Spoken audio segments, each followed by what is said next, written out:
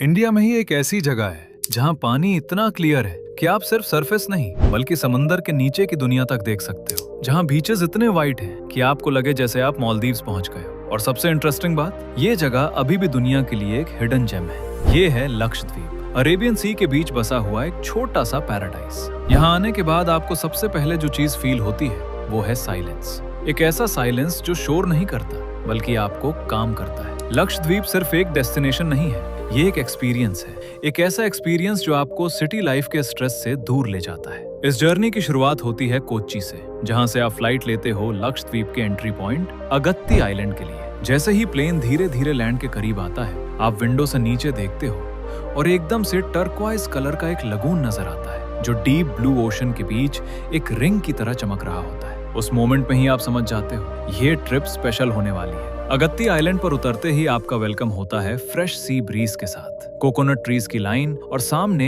Endless समंदर। ये सब देखकर ऐसा लगता है जैसे आप किसी पोस्टकार्ड के अंदर आ गए हो। यहाँ का पानी इतना क्लियर होता है कि आप बिना किसी एफर्ट के फिशेस को स्विम करते हुए देख सकते हो। और वहीं से शुरू होता है लक्षद्वीप का रियल मैजिक। दिन की शुरुआत होती है काम मॉर्निंग के साथ, हल्का सा सन और बीच पर चलने का एक अलग ही सुकून।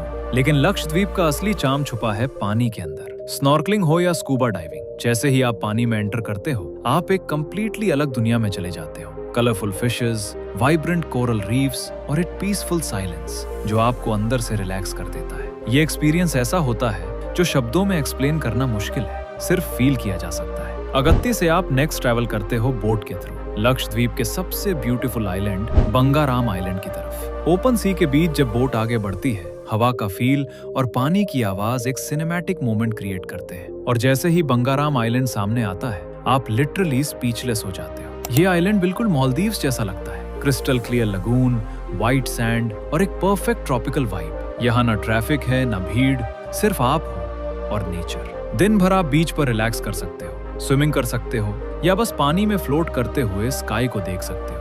लेकिन बंगाराम का सबसे मैजिकल मोमेंट आता है रात में, जब आप बीच पर जाते हो और पानी को टच करते हो तो वो सडनली चमकने लगता है। इस फिनोमिनन को कहते हैं बायोल्यूमिनेसेंस। जैसे ही आप पानी को मूव करते हो, टिनी ब्लू लाइट्स ग्लो करती हैं, बिल्कुल स्टार्स की तरह। और उस मोमेंट में आपको लगता है जैसे आप किसी ड्रीम वर्ल्ड में हो। लक्षद्वीप की ये ब्यूटी सिर्फ देखने की नहीं, फील करने की चीज है। यहाँ हर आइलैंड एक अलग स्टोरी सुनाता है, हर वेव एक अलग इमोशन लाती है। और शायद इसीलिए लक्षद्वीप सिर्फ एक ट्रिप नहीं, एक याद बन जाता है जो आप जिंदगी भर भूल नहीं पाते। लक्षद्वीप का सफर जितना ब्यूटीफुल है उतना ही डाइवर्स भी। अगत्ती और बंगारम की काम ब्यूटी के बाद अब वक्त है लक्षद्वीप के हार्ट को एक्सप्लोर करने का। और इस जर्नी का नेक्स्ट स्टॉप है कावरत्ती आइलैंड। ये सिर्फ एक आइलैंड नहीं बल्कि लक्षद्वीप की कैपिटल है। जैसे ही आप यहाँ पहुँचते हो, आपको फील होता है कि ये जगह थोड़ी ज्यादा अलाइव है, लेकिन फिर भी अपनी सिंप्लिसिटी को मेंटेन करती है। कावरत्ती का लगून इतना काम और वाइड है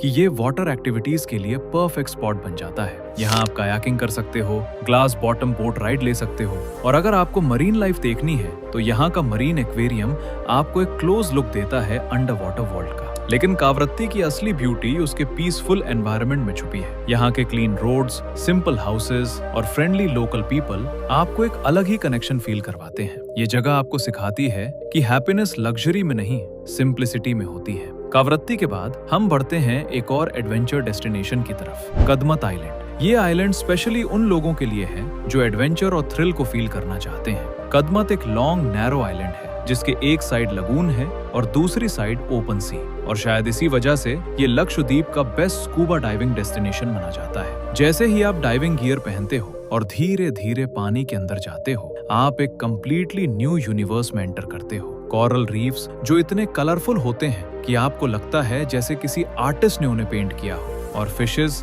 जो बिना किसी डर के आपके आसपास स्विम करती हैं। ये एक्सपीरियंस सिर्फ एक्साइटिंग नहीं बल्कि डीपली कामिक भी होता है। कदम आपको एक चीज समझाता है कि नेचर के साथ कनेक्ट होना कितना पावरफुल हो सकता है। और फिर आता है लक्षद्वीप का सबसे unique island, Minicoy island. Minicoy बाकी आइलैंड से थोड़ा डिफरेंट है। यहाँ की कल्चर, लैंग्वेज और लाइफस्टाइल सब कुछ यूनिक है। ये आइलैंड मालदीव्स के काफी क्लोज है और इसलिए यहाँ का वाइब भी थोड़ा मालदीव्स जैसा फील होता है। मिनिकोय का लाइट हाउस इस आइलैंड का एक आइकॉनिक स्पॉट है। जब आप इस लाइट हाउस पर चढ़ते हो और ऊपर से पूरा आइलैंड देखते हो तो एक साइड एंडलेस ब्लू ओशन और दूसरी साइड लगून का टर्क्वाइज शेड। ये व्यू आपके दिमाग में हमेशा के लिए स्टोर हो जाता है। यहाँ के लोकल लोग अपनी ट्रेडिशंस को आज भी फॉलो करते हैं। उनका डांस, जिसे लावा डांस कहते हैं, एक कल्चरल एक्सपीरियंस है जहाँ म्यूजिक, रिदम और एनर्जी का परफेक्ट कॉम्बिनेशन दिखता है। मिनिकोय आपको ये फील कराता है कि लक्षद्वीप सिर्फ नेचर नहीं, कल्चर और आइडेंटिटी का भी एक स्ट्रॉन्ग पार्ट है। और जब आप इतने सारे आइलैंड्स एक्सप्लोर करते हो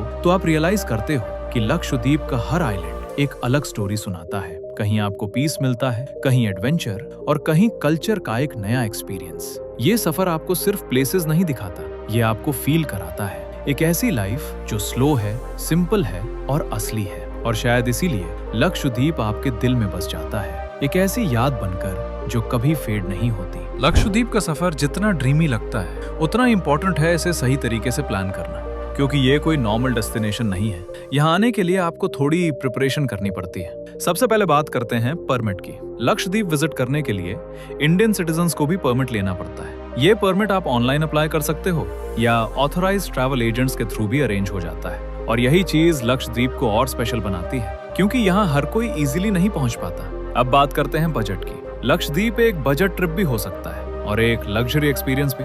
अगर आप स्मार्ट प्लानिंग करो तो 4 से 5 दिन का ट्रिप आप अराउंड 25 से 40,000 रुपीज में मैनेज कर सकते हो। लेकिन अगर आप लग्जरी रिसॉर्ट्स, प्राइवेट एक्सपीरियंसेस और प्रीमियम एक्टिविटीज चूज करते हो तो ये कॉस्ट इजीली 1 लाख या उससे ज्यादा भी हो सकती है। फ्लाइट्स यूजुअली कोच्चि से ऑपरेट होती हैं और सबसे कॉमन एंट्री पॉइंट होता है अगत्ती आइलैंड। इसलिए प्लानिंग का सबसे इंपॉर्टेंट पार्ट होता है डेट्स और बुकिंग्स को पहले से कंफर्म करना। अब बात करते हैं बेस्ट टाइम की। लक्षद्वीप विजिट करने का बेस्ट टाइम होता है अक्टूबर से मार्च के बीच। इस टाइम वेदर प्लेजेंट होता है और वाटर एक्टिविटीज भी स्मूथली एंजॉय की जा सकती है। मॉनसून के दौरान यहाँ ट्रैवल अवॉइड करना बेटर होता है, क्योंकि सी कंडीशंस अनप्रेडिक्टेबल हो जाती हैं। और एक इम्पॉर्टेंट बात जो बहुत लोग इग्नोर कर देते हैं, लक्षद्वीप एक इको सेंसिटिव जोन है। यहाँ आपको नेचर का रिस्पेक्ट करना पड़ता है। प्लास्टिक यूज अवॉइड करो, कोरल रीफ्स को टच मत करो और एनवायरनमेंट को क्लीन रखो, क्योंकि यही चीजें इस जगह को इतना ब्यूटीफुल बनाती हैं। अब अगर मैं एक सिंपल आइटिनरी सजेस्ट करूं